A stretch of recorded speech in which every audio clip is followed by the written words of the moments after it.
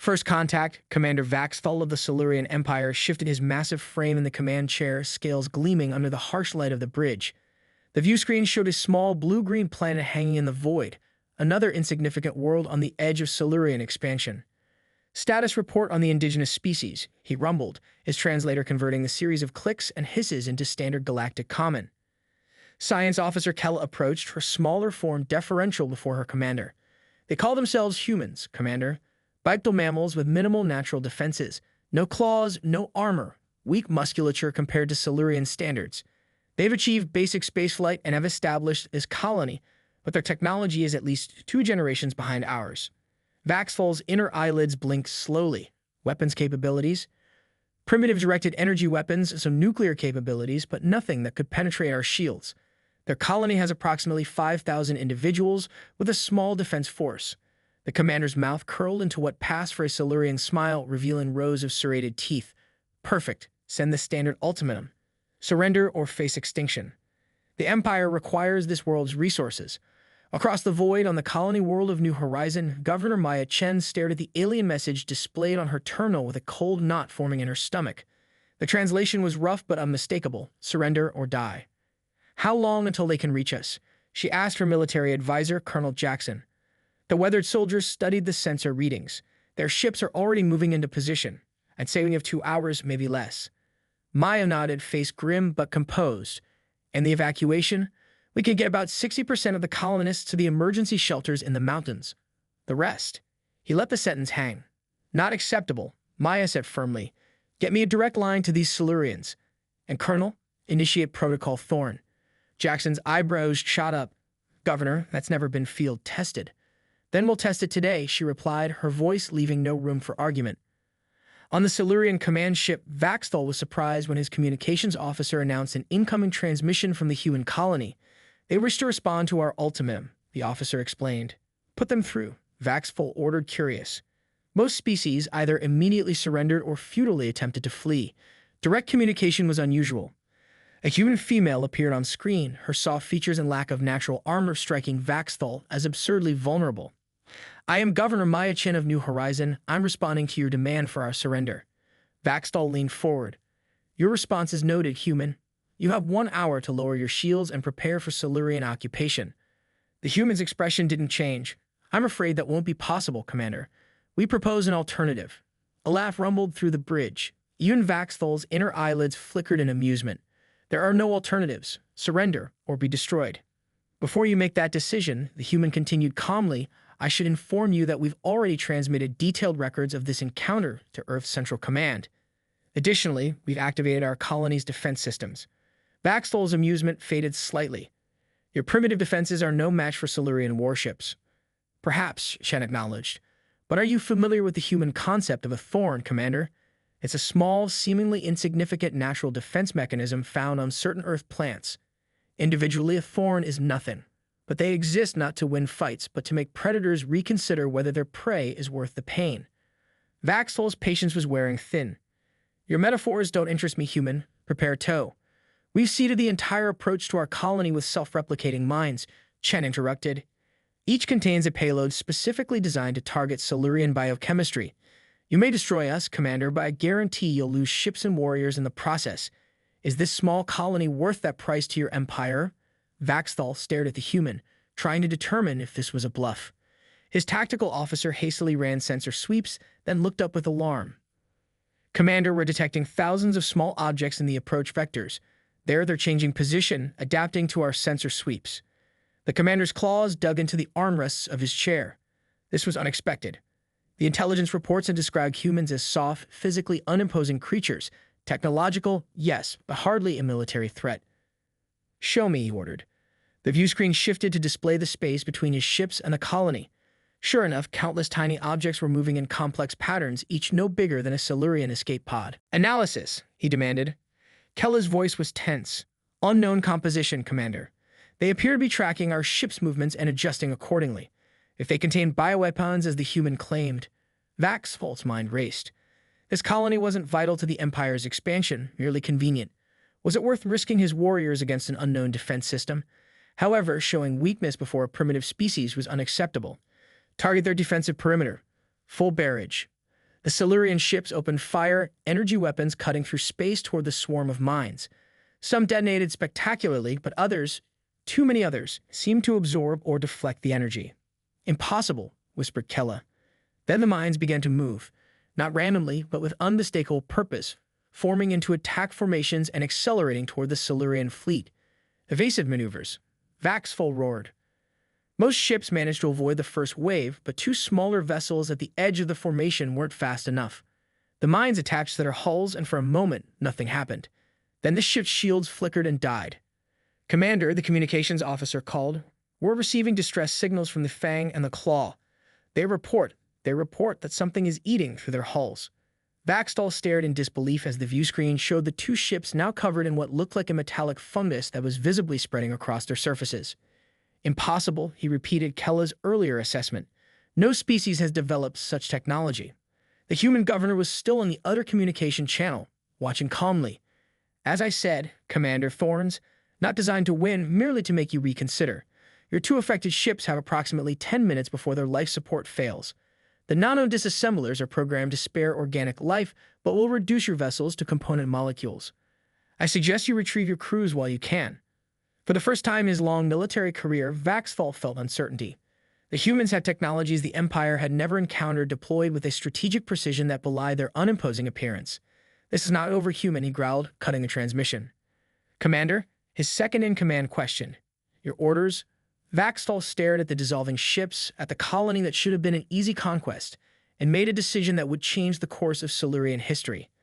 "Recover our warriors from the damaged vessels, then set course for the homeworld." His inner eyelids closed fully before opening again, a Silurian expression of grave consequence. "The High Command must be informed about these humans." As the Silurian fleet retreated, Maya Chen allowed herself to slump in her chair, the facade of confidence finally breaking. "Did we just bluff our way out of an alien invasion?" Colonel Jackson asked incredulously. Maya shook her head, pulling up the monitoring feed from the automated factory ships that had been mass-producing the nano-disassemblers for the past 2 hours, ever since their sensors had first detected the Silurian approach. "Not entirely a bluff. Protocol Thorn was theoretical, but our engineers managed to implement it just in time. The real question is what happens next." Jackson's expression darkened. "They'll be back, won't they? And in greater numbers." "Almost certainly," Maya agreed. "But now we have time to prepare, and they'll approach more cautiously. More importantly, Earth knows what's coming." Across the void, Vaxthal stared at the tactical display, replaying the encounter in his mind. He had underestimated these humans, these soft, seemingly defenseless creatures who had deployed technology his scientists didn't fully understand. "Kella," he called to his science officer, "begin a full analysis of human biology, psychology, and known technological capabilities. I want to understand how a species with no natural armor or weapons could develop such effective artificial defenses." "Commander," she replied hesitantly, "our existing intelligence on humans is limited." "Then expand it," he snapped. "These creatures may look weak, but they clearly don't think like prey. And that makes them dangerous." As his ship accelerated to FTL, Vaxfall made a silent vow. Next time, the Silurian Empire would be prepared for humanity's thorns. What neither the humans nor the Silurians yet realized was that this first encounter was merely the opening move in a game that would reshape galactic politics forever. The unseen strategy. 6 months after the encounter at New Horizon, High Admiral Zorvan of the Silurian Empire surveyed the assembled invasion fleet from the bridge of his flagship, the Indomitable. 150 warships, the largest battle group ever deployed in the Empire's long history of conquest. "Status report," he demanded, his massive form dwarfing even the command chair specially designed for his species. Fleet Commander Vaxthal, recently promoted for his prudence at New Horizon, stepped forward. "All ships report ready, High Admiral. The human home system has been thoroughly mapped. Their defensive capabilities have been analyzed. We are prepared for any repetition of the tactics they employed at their colony." Zorvan's inner eyelids flickered with satisfaction. "And our new countermeasures?" "Implemented across the fleet," Vaxfall confirmed. "Our hulls now incorporate anti-nanite shielding. Our warriors have been inoculated against known human biological agents. Our sensors have been calibrated to detect their stealth technologies." "Excellent." Zordan's mouth stretched into a predatory smile. "The High Command grows impatient. These humans have become symbols of defiance to other subject species. Their subjugation must be swift and absolute." Vaxthal inclined his head in acknowledgement but felt a flicker of unease. During the past 6 months, he had immersed himself in studying humanity, their history, their wars, their evolution. What he found had troubled him deeply. though he kept his concerns private. "Begin the jump sequence," Zorvan ordered. "Let us show these soft creatures what it means to defy the Silurian Empire." The massive fleet vanished into FTL, bound for Earth. In a hardened facility deep beneath the Rocky Mountains, General Diane Santos stared at the tactical display showing the approaching Silurian armada. Beside her stood Dr. Eli Novak, head of the newly formed Xenotechnology Division, and Admiral Hikaru Tanaka, commander of Earth's Space Forces. 150 ships, Santos noted calmly, right on schedule. Tanaka's expression was grim. "Our conventional forces can't match that firepower. Even with the technological advances we've made since New Horizon, we're outgunned." "We don't need to match their firepower," Novak interjected, pushing his glasses up. "Just their expectations." Santos nodded. "Status of Operation Firefly." Novak tapped his tablet, bringing up a different display. "All units deployed and in position. The Silurians are following exactly the approach vector we predicted. And the Phantom Grid? Online and undetected," Tanaka confirmed. "As far as their sensors can tell, our defense consists of orbital platforms and a scattered fleet of warships, exactly what they're expecting to find." Santos took a deep breath. "Then we proceed as planned. All commands are authorized to implement their respective phases of Operation Mongoose." Throughout the Sol system, hidden commands acknowledged the authorization. What appeared to the Silurians as a straightforward defensive formation was merely the visible layer of a defense strategy that had been in development since humanity first ventured into space. High Admiral Zorvan watched with satisfaction as the human defensive line came into view, a collection of orbital platforms around their homeworld, supported by perhaps 50 warships, impressive for such a young species, but hopelessly outmatched by his armada. "They attempt to stand against us," he noted with amusement. "Commendable, if futile." Vaxthal studied the tactical display with greater concern. "Their formation is unusual, High Admiral. They position their ships to funnel our approach rather than forming a conventional defensive line." "A tactical error we shall exploit," Zorvan declared. "Form the spearhead formation. We will pierce their center and proceed directly to their homeworld." As the Silurian fleet reorganized into an attack wedge, Vaxthal couldn't shake his feeling of unease. Something about the human deployment seemed deliberate, almost inviting. "High Admiral," he ventured, "I recommend caution. The humans demonstrated unexpected technological capabilities at New Horizon. This could be." "Your caution is noted, Fleet Commander," Zorvan interrupted, "but the High Command requires results. The humans have had time to prepare, yes, but so have we. Our technological superiority is absolute." Vaxthal fell silent, knowing further objection would be seen as weakness. The fleet accelerated toward Earth's defensive line. "They're not reacting to our approach," reported the tactical officer. "Their ships are maintaining position." "They recognize the futility of resistance," Zorvan said dismissively. "Prepare main batteries. Target their central command ships first." The Silurian fleet opened fire, massive energy weapons streaking across space toward the human vessels. To everyone's surprise, the beams passed through several ships as if they weren't there. "Holograms," Zorvan roared. "Scan the entire sector." Before the tactical officers could respond, the space around the Silurian fleet rippled. Hundreds of small objects suddenly appeared, having dropped their stealth fields simultaneously. "We're surrounded," Vaxthal realized aloud. Those weren't their defensive lines, they were bait. The human devices, each no larger than a shuttle, activated in perfect synchronization. Instead of weapons, they projected energy fields that enveloped nearby Silurian vessels. "Report," Zorvan demanded as the view screen showed 3 of his ships suddenly engulfed in strange, shimmering bubbles. "Unknown technology, High Admiral," the science officer responded, voice tight with stress. "The affected ships report all systems operational, but they can't move. It's as if they're suspended in some kind of temporal stasis field." Vaxthal's mind raced. "Order the fleet to disperse. Don't let those devices target our remaining ships." Too late. Within minutes, over 30 Silurian vessels were trapped in the strange energy fields, unable to move or fight, though their communications remained functional. Zorvan stared in disbelief at the tactical display. His perfect spearheaded formation was in chaos, ships scattering to avoid capture. "Impossible," he hissed. "No species has mastered localized temporal manipulation." A communication request flashed on the main screen.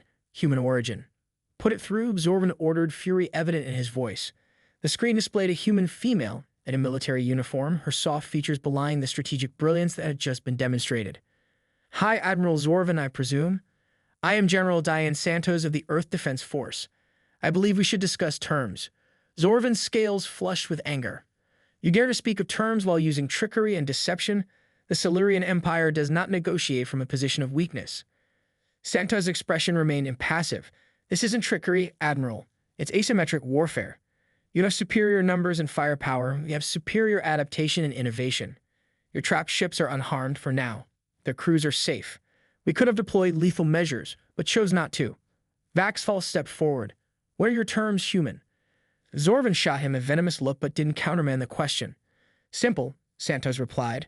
Withdraw your remaining fleet. Return to Silurian space. Recognize Earth and its colonies as sovereign territory, not subject to conquest. In return, we'll release your captured ships once you've crossed back into your territory. And if we refuse, Zorvin growled, then we'll be forced to demonstrate our less humane technologies. Her tone remained conversational, but there was steel behind it. The devices currently holding your ships can be reconfigured. Instead of creating temporal stasis fields, they can generate localized space-time inversions. The Silurian science officer gasped audibly. Vax. Fall felt his blood run cold. You're bluffing, Zorvin said, but uncertainty had crept into his voice. 33 of your ships are currently at our mercy, Santos pointed out. Would you like a demonstration with one of them? The bridge fell silent. Even Zorvin seemed at a loss. Vaxfall stepped closer to the Admiral, speaking quietly. High Admiral, if they truly possessed this technology, continuing the attack would be catastrophic. Even if we destroy their homeworld, we would lose half our fleet in the process. Zorvin's inner eyelids closed slowly, a sign of intense calculation. Finally, he spoke. The Silurian Empire does not retreat human, but we can recognize the value of strategic reassessment. Santos nodded. I understand. We'll transmit coordinates for a proper diplomatic meeting. Your remaining ships are free to take up observation positions, but any approach toward Earth will be considered hostile action. After the transmission ended, Zorvin turned to Vaxfall, fury and confusion warring in his expression. How? He demanded. How does a species with such physical limitations develop such technologies? Our intelligence indicated they've only been spacefaring for less than 2 centuries. Vaxfall had been pondering this question for months. I believe, High Admiral, that their physical limitations may be the very reason for their technological advancement. Without natural weapons or defenses, they were forced to develop artificial ones. Where we evolved to fight, they evolved to think. Zorvin stared at the tactical display at his trapped ships and the human homeworld that had been expected to fall easily to Silurian might. The High Command will not be pleased, he said finally. No, Vaxfall agreed, but they will adapt, as I suspect we all must when dealing with humans. In the command center beneath the Rocky Mountains, Santos let out a long breath as the communication ended. They bought it, Tanaka said, relief evident in his voice. For now, Santos cautioned. The temporal stasis fields are holding, but we all know they won't last more than another few hours. If the Silurians had called our bluff about the spacetime inversions. But they didn't, Novak pointed out. That's the beauty of asymmetric warfare against a hierarchical species like the Silurians. Their entire society is built on dominance and submission. The concept that a physically weaker species might have superior technology in some areas is almost incomprehensible to them. Santos nodded thoughtfully. Let's hope that works in our favor during the diplomatic meetings as well, because we all know this isn't over. It's merely changing battlefields. From warfare to diplomacy, Tanaka mused. For the Silurians, there may not be much difference, Novak warned. Their entire culture is built around conquest and strength. Santos studied the tactical display, watching the remaining Silurian ships carefully maintaining their distance. Then we'll need to redefine strength for them, she said softly, and hope they're capable of understanding. Part 3. The nature of strength. The diplomatic vessel Harmony drifted in neutral space, equidistant between the Silurian fleet and Earth's defensive perimeter. Inside its carefully designed meeting chamber, representatives from both species sat across from each other, separated by more than just a table. General Santos led the human delegation, flanked by Dr. Novak and Ambassador Kwan, Earth's most experienced diplomat. Across from them, High Admiral Zorvin represented the Silurian Empire, accompanied by Fleet Commander Vaxfall, Imperial diplomat Says, whose ceremonial armor and facial scaring marked her high status in Silurian society. Let us be direct, Zorvin began, his massive form dwarfing the specially reinforced chair. The Silurian Empire has existed for 15 millennia. We have conquered over 40 star systems and subjugated twice as many species. Never have we retreated from a campaign of expansion. Ambassador Kwan nodded respectfully. We appreciate the Empire's storied history, High Admiral. Earth, by comparison, is young among spacefaring civilizations. Perhaps that is why our perspectives differ so significantly. Zorvin's inner eyelids flickered, a sign of irritation. Your technological tricks were impressive, But do not mistake tactical surprise for strategic superiority. The Empire can bring resources to bear that would overwhelm any defense. That may be true, Santos acknowledged calmly. Just as it's true that a full-scale war between our civilizations would result in catastrophic losses for both sides. Vaxfall, who had been quietly observing, finally spoke, which brings us to the purpose of this meeting. Neither annihilation nor subjugation appears to be a viable path forward. What alternatives do you propose? Santos and Quan exchanged a glance. This was the opening they had hoped for. We propose a relationship unprecedented in your empire's history, Quan said. Not conquest, not subjugation, but alliance. Says the Silurian diplomat made a harsh sound that the translators struggled to interpret, something between derision and surprise. Alliance between conqueror and conquered? Impossible. Not between conqueror and conquered, Santos corrected firmly. Between equals with complementary strengths. Zorvan's scales flushed with anger. You claim equality with the Silurian Empire. Your species has barely left its cradle. Yet we successfully defended against your invasion fleet, Novik pointed out mildly. Not through superior numbers or firepower, but through innovation and adaptation. Vaxfall leaned forward, his expression thoughtful. Explain what you mean by complementary strengths. Quan nodded to Novik, who activated a holographic display between the delegations. The Silurian Empire excels at stability, resource management, and established technologies, Novik explained as the display showed comparative metrics. Your shipyards are unmatched in production capacity. Your established territories are efficiently governed. Your military doctrine has been refined over thousands of years. The display shifted to show different metrics. Humans, meanwhile, excel at innovation, adaptation, and unconventional problem-solving. Our technologies evolve rapidly, sometimes chaotically. Our governmental systems are constantly in flux. Our military doctrine emphasizes flexibility over established patterns. These are weaknesses, not strengths, Seds interjected. From a Silurian perspective, perhaps, Quan acknowledged. But consider, how many truly new technologies has the Empire developed in the past millennium? Not refinements of existing systems, but completely novel approaches. An uncomfortable silence fell across the Silurian delegation. As I suspected, Novik continued, the very stability that makes your empire powerful also makes it resistant to radical innovation. Humans, by contrast, developed from a planetary bottleneck to spacefaring civilization in less than 10,000 years. Our rate of technological advancement is exponential because our survival has always depended on adaptation rather than domination. Vaxfall's inner eyelids blinked slowly, a sign of deep consideration among his species. During my research on humanity, I discovered something curious. Your planet, despite being classified as relatively hospitable, has an unusually high biodiversity and environmental variation.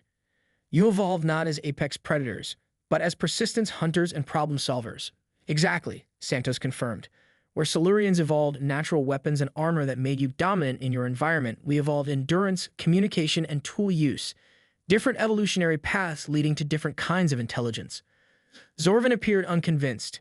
This biological history lesson is fascinating, but irrelevant to the current situation. The Empire does not form alliances with species it encounters.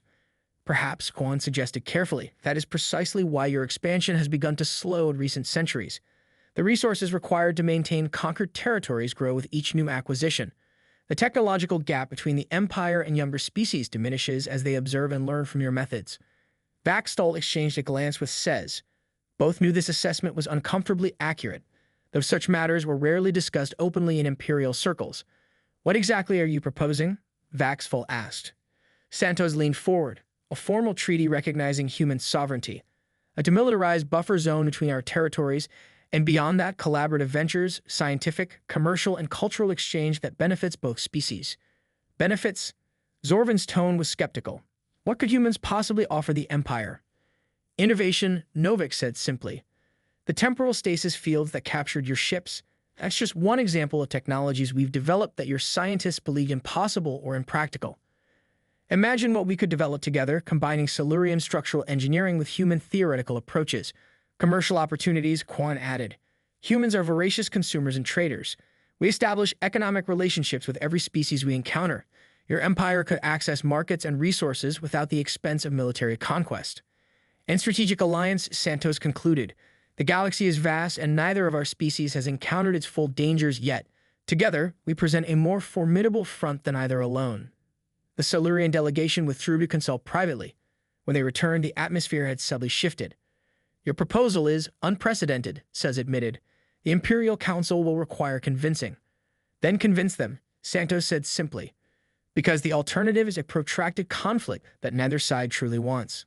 Zorvan's massive form seemed smaller somehow, as if the weight of Imperial history pressed upon him.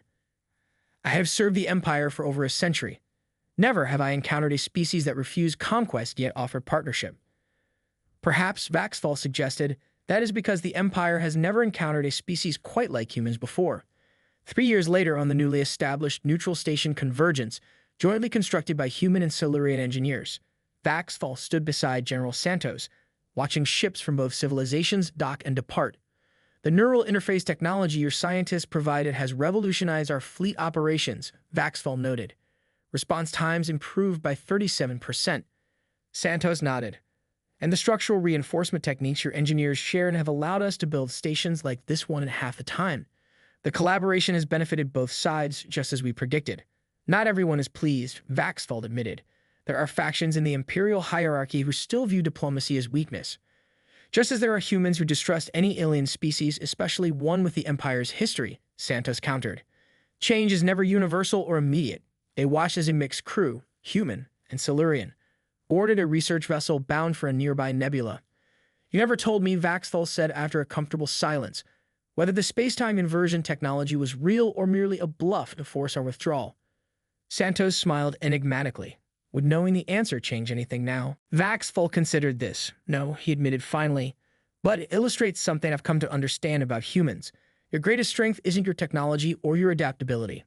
Oh, what is it then? She asked. Uncertainty, he replied. You make decisions without complete information. You take risks based on probability rather than certainty.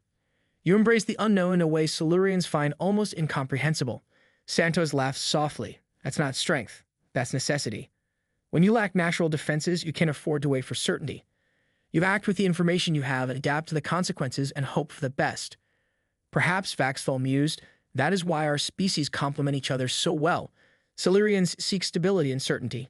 Humans thrive in flux and possibility. Together, we navigate between these extremes. A notification chimed, alerting them to the arrival of the first joint military exercise fleet, Silurian and human ships training together, sharing techniques and strategies that would have been unimaginable just years earlier. 3 years ago, your fleet came to conquer Earth, Santos observed. Today, we're conducting joint exercises against simulated threats. The Empire has existed for 15 millennia by recognizing when adaptation serves better than tradition, Vaxfall said.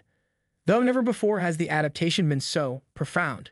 As they watched the ships maneuver in perfect coordination, Santos thought about the long, painful history of human warfare, how centuries of conflict have forced innovation, cooperation, and eventually, a recognition that strength came in many forms.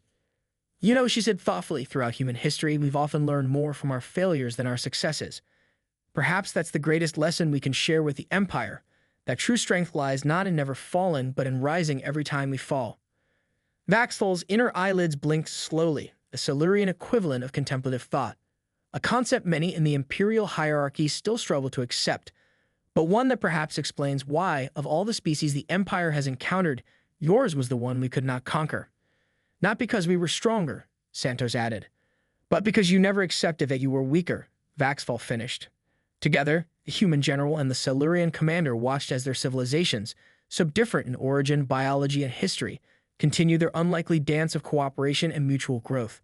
Neither could predict where this unprecedented alliance would lead, but both understood that it represented something revolutionary in galactic history, the recognition that true strength comes in many forms and the greatest conquests are those achieved without warfare.